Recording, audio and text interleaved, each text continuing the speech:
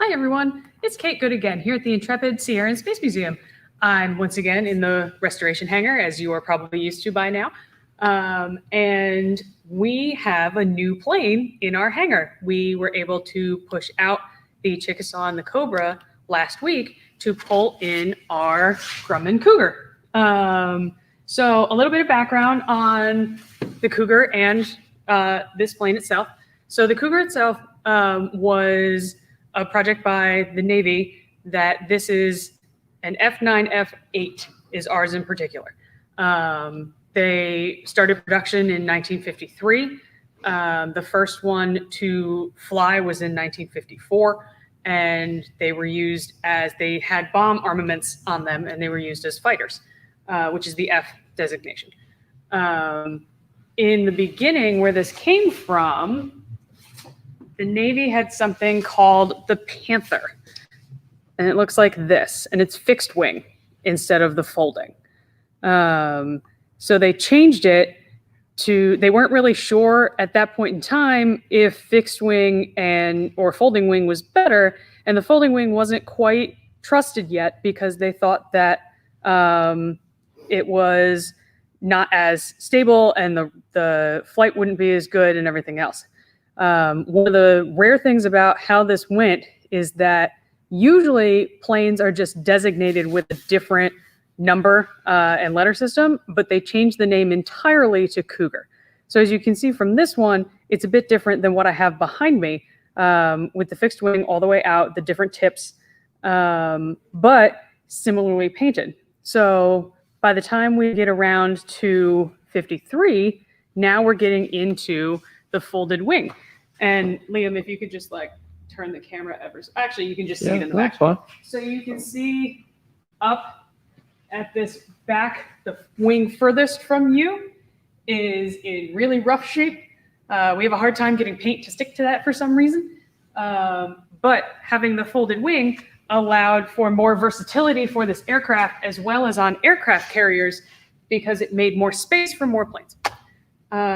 For our particular Cougar, this was in a field, well, in a park actually in New Jersey for about 10 years before we acquired it. And my boss, Eric, this is like his just baby.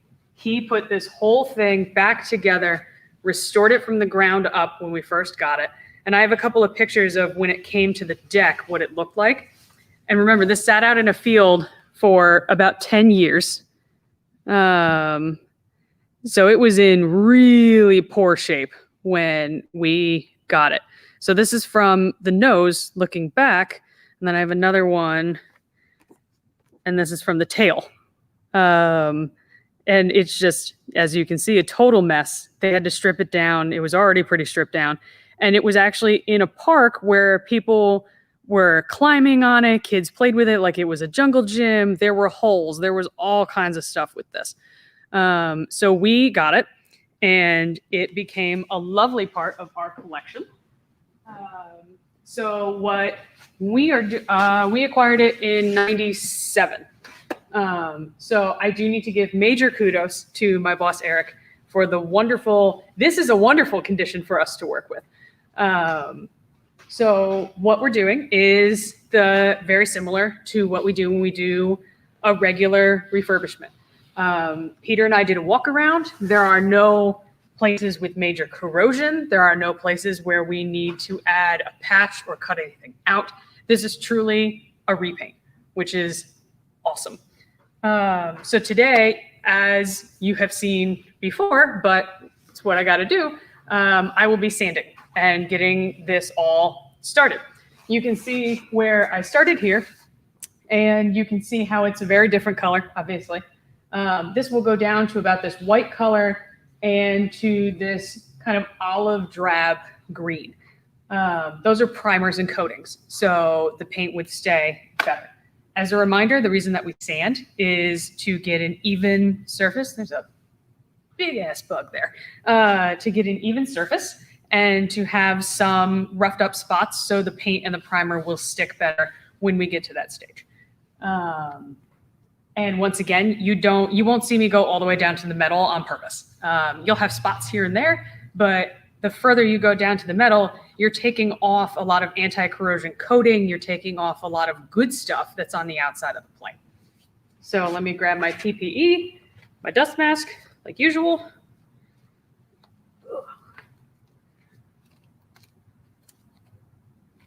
And my safety glasses so I don't get junk in my eyes.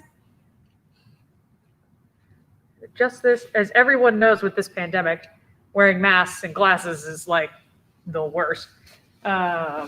Usually I have on a half respirator, but it's hard to talk to you guys if I have that on. So the grit that I've chosen to use is an 80. It's a very nice middle grit that has a very smooth finish. And the way that we choose the grits is essentially trial and error. You kind of look at the material you have, you look at the condition of it, and the smaller the number, the rougher the grit. So 80 is kind of in the middle. These go all the way up to like 400 for really detailed things. We rarely have to do that. I did grab 100s in case I decide that there are some places that I need just a softer bit. But for the most part, on this whole plane, I will be using 80 as it goes. So one of the things is there are places that we will not sand and redo. For example, you can see this Jolly Roger insignia here. That is in excellent condition. We will just tape that off and put paper over it. So as we paint and everything, we will not touch that. There are other small stencils that are in the same condition. So we will tape over those and make sure that we don't disturb them because they're in such good condition. It would be just such a tragedy waste to have to redo them.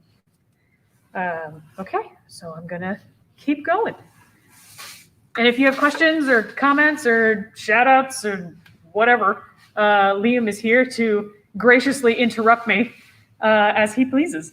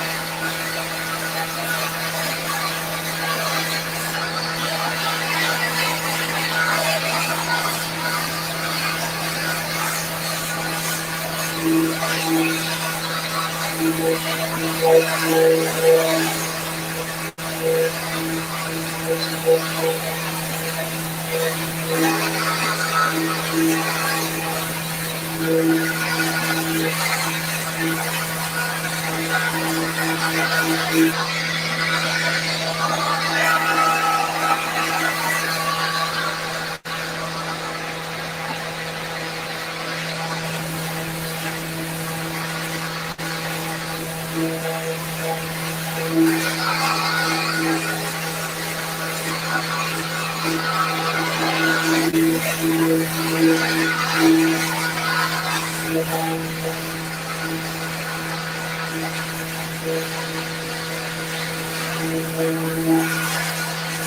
can I ask you a question? Yeah. So in this particular patch, Yes. have you finished an area? Like, what is the telltale signs that you've gone as far as you should go? So coming down, this white layer is a great place to go. However, frequently where there's little, you can see where there's still some color, and I'm going to have to go down a little bit further. Going to the metal here and there is not bad. This green section is also primer. It's just a different primer from a prior repaint. And that is also okay. So essentially, you just want to have the black off, like you want the top layer color off. So for me to have this instead of red is an excellent level. So you have steel, which is obviously grey. It's aluminum. At the base layer. Yep. And then the next layer is what color? Is green. Green. Yep. And then it goes up to white. Yep. And then the top color, which is black, yellow, red, whatever. Okay. Yes. And it's actually kind of funny. On our Sky Raider, it had been repainted so many times. When I was sanding that, there was one place, and I have a picture of it somewhere, that it was 7 different colors. Like I went down and found 7 different things where it had been blue, it had been all kinds of stuff. You found different primers. For some reason, there was red in places there should not have been. So it depends on the plane. When you do this, is it a very similar kind of process to like doing a car? Do you apply filler? Tell us about that kind of thing. So it is very similar to how you would do a car, which is very nice. And a lot of our aircraft are just like that. The difference between doing this to an aircraft and doing this to a car, very little. There are places so I have little spots here where it's just been, over time, it's degraded the head of the fastener that was there. So there's little tiny divots here. And I will take something called steel stick. And oh my gosh, the stuff smells like burnt hair. It's awful. It's 2 parts, and it comes in a stick. And you roll them together until you have this kind of dark gray color. And until it absolutely reeks to high heaven. So you take the tiny, you don't need a lot. And I would stick it in this divot and really press it in there. You want it to stick. The stuff dries in 5 to 10 minutes. It hardens. And then I would take sandpaper and just hand sand it down until it is smooth with the rest of this surface.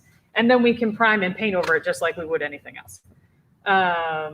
There will be some Bondo on here, which is for like more heavy duty divots and things like that. I haven't encountered it yet, but I'm pretty sure toward the nose we'll find more of that than less. When you have something that comes in such a poor condition, you really, and with a budget, you really kind of got to pick and choose your economics, your time wise, and your money factor. And sometimes it's not truly, because this is a static artifact and the whole idea is to preserve it for the future and honestly preserve its story. Being stuck in a field and just wasteland is part of this artifact story. So the main portion is to protect the artifact, make sure it's watertight, make sure that everything is in the right place, but really to make it whole. How thick is the actual skin of the aircraft? Is it the same as this? It would be a little bit thicker. Let me grab this thing. So when we do patches, we usually use a 32 gauge or a 40. This is a 40. And that's the thickness of this thing. Very small, about 3 or 4 millimeters. And the thickness on, nice zoom in. The thickness on the aircraft would be a little bit heavier. We're able to use this because just for patches, this never has to be airworthy again. So it's not something that we need to be concerned with aerodynamics or with it kind of go and shake and fall apart. So that's a bonus for us, is that we can just use nice regular aluminum.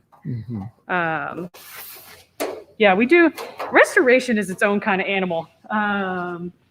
There are so many different ways, as they say, to skin a cat, which is gross. I have cats and I love them. I love them. But we do what we have to do, and we do what we can. And sometimes it is the most beautiful, perfect aircraft part you've ever seen that we've had to refabricate. And sometimes it's shoving some steel stick in a hole. It really depends on the day. Are there any other questions up there? Make this an AMA. Ask me anything. My two cats' names are Abby and Olive. One is very fat and one is small.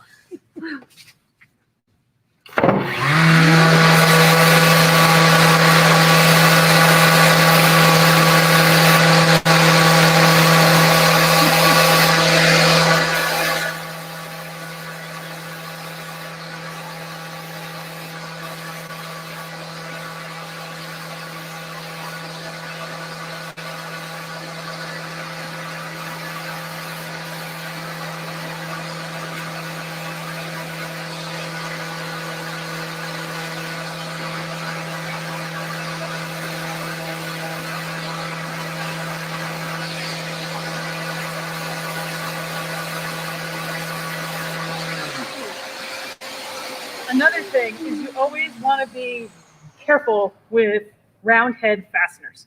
You don't want to straight go over them, whether it's a rivet, a screw, a bolt, because you do not want to grind down on that rivet head or the screw and make it impossible to get out in case you needed to dismantle something.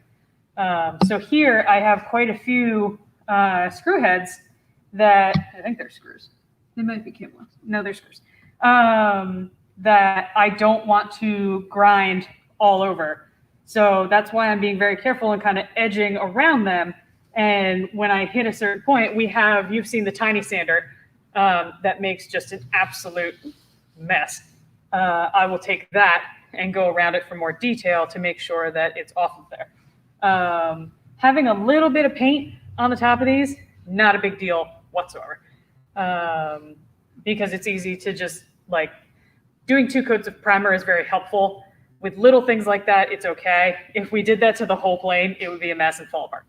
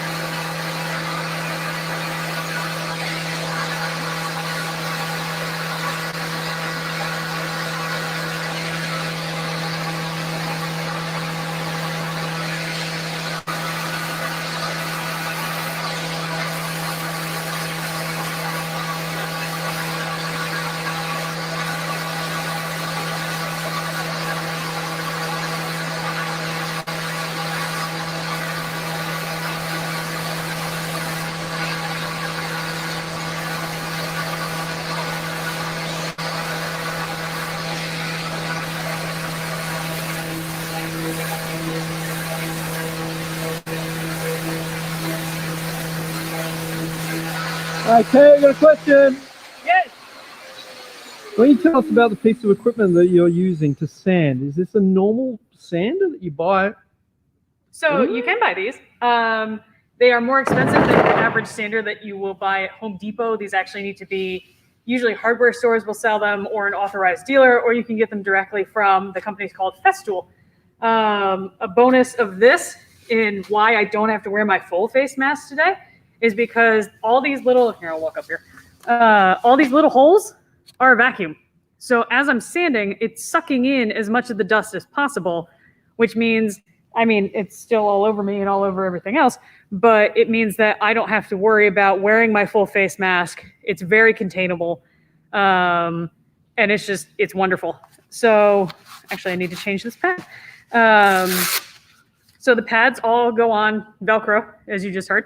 And this is really nice because obviously like other sanders, it's variable speed, but this has a massive, it's almost like a shop vac in here, massive vacuum that'll pull it in, but we can also use it to actually vacuum things.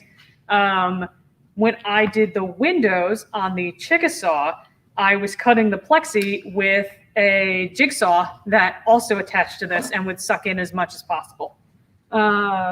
We have 4 of these, and they are some of the greatest equipment that we have in here to use. They're also extremely frequently used and very hardy. We have several varieties of hose. This is a newer model for the hand sander. Some of them are just regular palm, but it's a really, really great machine to be able to have access to. It's just, I mean, personally for me, it's my workhorse. I use this thing for everything, including cleaning underneath my desk. It gets gross under there. My desk is currently a shit show. Well, that's what happens when we have projects that go in and out is you hit that week of move day and it's just everywhere. So this has been in here for 1 week. Yes. This has been in here. Oh, you guys watched it roll in. This has been in here since Wednesday last week. Yeah. So we have done mostly preparation to start working on this. We've kind of made our checklist of what we need to do. And we really, hi, Peter, making noise.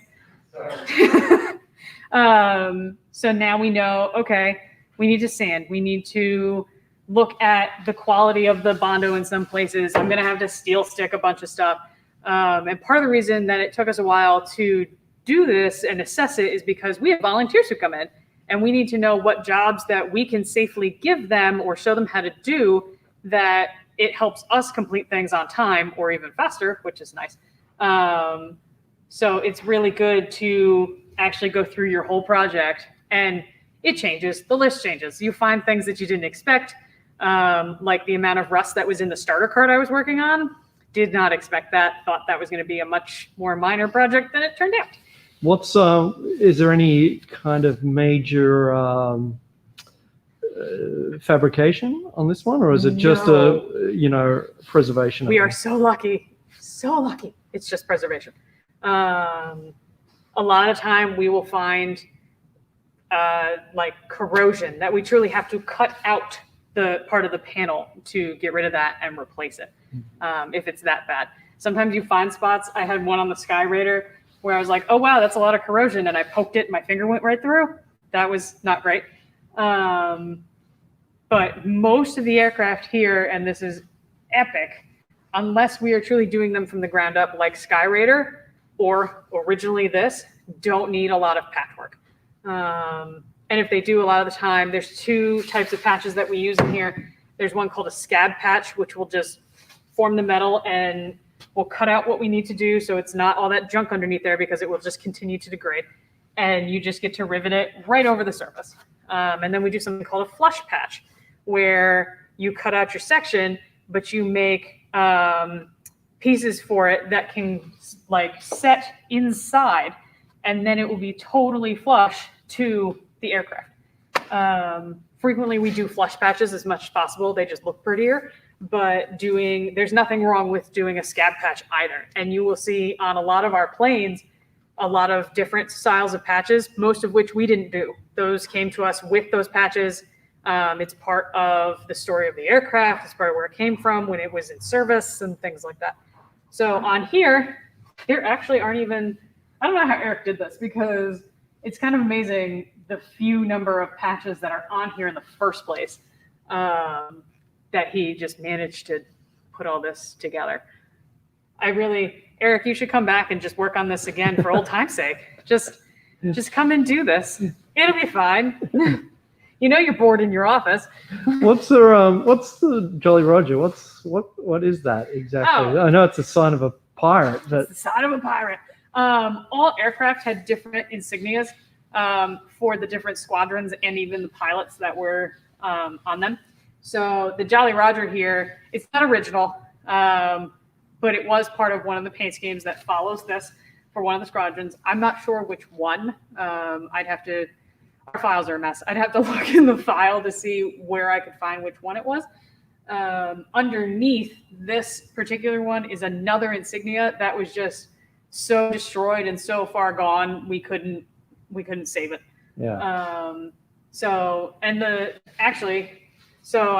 If you remember the photograph I showed you of the Panther, usually these are just plain blue with the stars and bars and the other insignia like that. This yellow stripe was for this specific squadron. All right. And we will repaint this exactly as it is now. Yeah, that's a question here from Alex. What paint scheme will the aircraft be put in? The exact same one that it is now, which would be very similar to what would have flown off Intrepid and what would have been used in that actual time. So I don't remember what year in particular our bird is, but yes, we will do the exact same paint scheme. It's going to look really slick. And this is blue. This is a very, very deep blue. The Navy uses blue, obviously. And it looks black, a mix of just age from being outside, but also it's just that perfect hue where you really got to kind of see it at an angle kind of in the sunshine to do it. So it is a camouflage, that shade of blue? Yeah. So other planes would probably think it's water. That's why, or sky. Mm-hmm. That's why many planes on the bottoms are painted blue, or just the whole body is painted blue. Obviously, you can see this thing in the sky. It's not super stealthy. It's not an A-12. It's not has never meant to be super stealthy. But the idea is that it would be a little bit harder to spot. Yeah. So, and also it's just Navy tradition. A lot of the time is blue. Do you know when these particular types of planes served? Like their lifespan? Korean War. These were Korean War. And then the Cougar continued to develop further. So instead of the F9, F8, you kept going on in the line. I'm not entirely sure when these stopped serving. I believe Vietnam era, but I would have to double check that. Mm-hmm. I'm going to actually pay attention to all these questions, and the ones I don't know, I'm going to make Peter answer next week after I look up all the answers. So yeah, no, it's a neat one. Yeah. All right, you want to continue on, and I'll see if there's any more questions. Always. Always my favorite.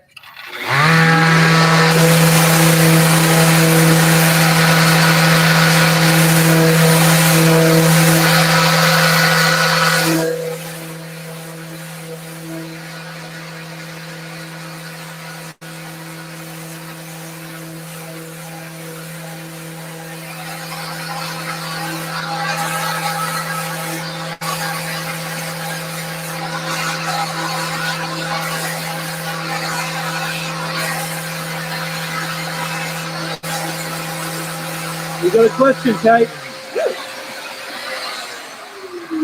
Alex wants to know, what is the most difficult aircraft to restore? Oh, Lord, our A-12. Definitely our A-12, which we're working on right now. Okay, first of all, the scale of it. It is absolutely just enormous. We have to do it entirely out on the deck, which means we have to deal with the elements. We have to deal with heat in the summer. We can only work on it from about, if it gets nice, end of March until late October, because it just gets that hot or that cold. And then in the summer, when I know that's on my day to work on it, I actually get here around 6:45, 7, because by the time it's 10 o'clock in the morning with the sun, it's too hot to actually work on. When you're sanding it, the paint like beads up funny, and it becomes almost like a goo. You have to change your sanding pad. Once you start changing your sanding pad every less than a minute, you're done. The hard part with that too is we can't spray it. necessarily. We're looking at a lot of the EPA laws and the New York City laws to see kind of what we can get away with spraying. We want to use a water-based, we have a grant for this. We want to use a water-based paint. So we're hoping that we can find the right regulation that says, yes, you can spray, because when we do have to roll things sometimes, you kind of get a little bit of a patchwork. And with a plane that size, we can only do so much at once, and you are much more likely to have an even coat if you spray. So currently, that's what we're doing. We've been so busy since we came back from the pandemic that we just haven't, well, and it was cold. I haven't had really a chance to go out there and do anything on it. But shameless plug for my own company and my own program. On Friday from 5 to 6, I will be collaborating with the National Air and Space Museum, Smithsonian, and we'll be talking about the differences in how we restore things and the big differences between RA-12 and their SR-71. RA-12 is cooler. Theirs is stupid. That's not true, but it's kind of true. So, sorry, these are foggy. If you would like to join that, I believe on our social media, there have been posts for where you can take a link and register. And they will continue to come up as the event gets closer, but that is this Friday from 5 to 6, live. Join us. We can answer questions. We'll have a lot of back and forth. The air and space person who's actually doing this with me is my best friend of 15 years. So it's going to kind of be a mix of educational and a roast. But definitely the A-12 is the hardest one to deal with, which is going to stink when we have to actually get to the starboard wing, which is the right side. We're going to need to get a big pull and have to pull that nose into the flight deck because right now it hangs over the side of the ship. I said we should just get a circus net. Nobody agreed with me. And OSHA definitely wouldn't agree with me, nor our insurance. So we will eventually have to get to that point to get all the sanding and things done with that. It's also made of various, it's got titanium there, but also the edging is a fiberglass composite for heat issues. So we have to actually be very careful with sanding that because you don't want to bring it all the way down to the composite. And it's such a light thing that we've been using 120s, sometimes 180 grit, and that's compared to the 80 that I'm using on this. You got another question? Woo. Alex is on fire. Are there any of the aircraft that are still capable of flying again? None of them, unless you want to give us millions of dollars. The Mentor is pretty close, but isn't it? Yeah, that'd be pretty close. I think honestly the closest one would be the Cobra, which landed here under its own power. Still has most of its avionics in it, still has its engines, but it has been completely depleted of fuel, oil, hydraulic fluid, everything like that. But it would take a lot of money and professionals that aren't us. I'm just going to take this off. Professionals that aren't us to get that up and running. But everything else, significant amounts of these aircraft actually have their engines gone or missing. The Navy sometimes takes them because they want them back for parts. Sometimes there's yes, it happens. Sometimes there's secret things that we aren't supposed to see from the military, so they take them out for that. Sometimes there are radioactive materials. Radon was used a whole lot. And I don't remember what the other one is. There's another one that was used a significant amount. That usually, if you see them in a restoration hangar at all, it has a little yellow tag warning you of, hey, this is radioactive, don't mess with this. But no, unfortunately, none of our planes are able to fly again. But if you want to give us that $1 million, we can make it happen and live stream it. How cool would that be? I would like that. Yeah. Okay, sanding. Well, before you start that, let's wrap up. I think that's cool. Alex, thanks for carrying the team today. Oh, hang on, there's one more. Ooh. Come on, Alex. Oh, different. When an aircraft moved into the restoration, requires a lot of shuffling. Do you want to answer that? Are you gonna? You just mumbled that whole thing.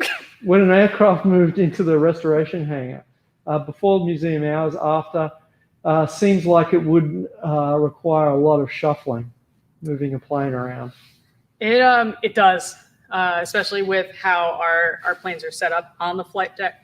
So, for example, to get this in here and the Chickasaw and the Cobra out of here, first of all, we don't have a tug. We don't have a tractor. We have none of that. So all of this is done under manpower, or if we have a machine like our Genie that can pull lighter weight things. But for the most part, all of this is hand done. Thank you to our ops guys for coming to do that.